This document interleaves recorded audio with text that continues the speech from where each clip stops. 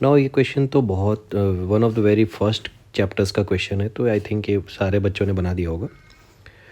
A B C के dimensions का product निकालना है अपने को।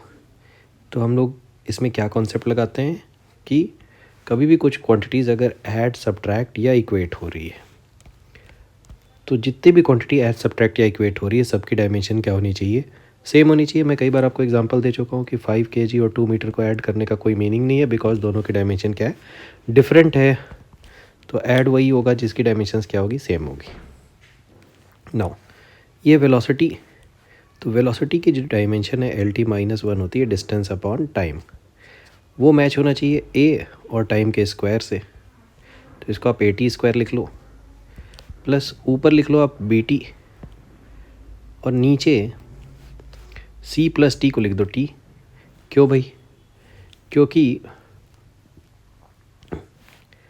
C और T दोनों की डायमेंशन सेम होगी और वो टाइम के इक्वल ही होगी, तो टाइम और टाइम को ऐड करके क्या मिलेगा, टाइम ही मिलेगा।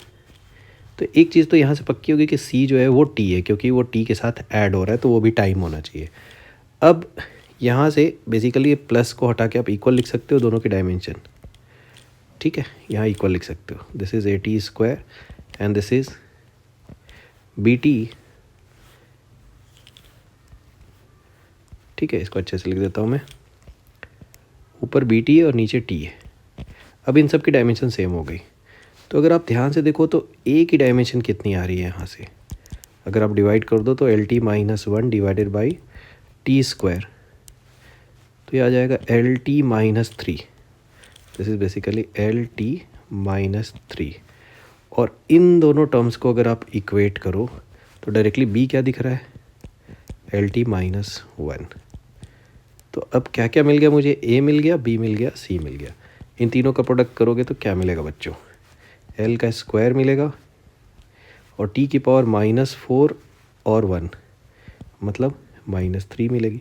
सो L to T-3 is your answer, third option.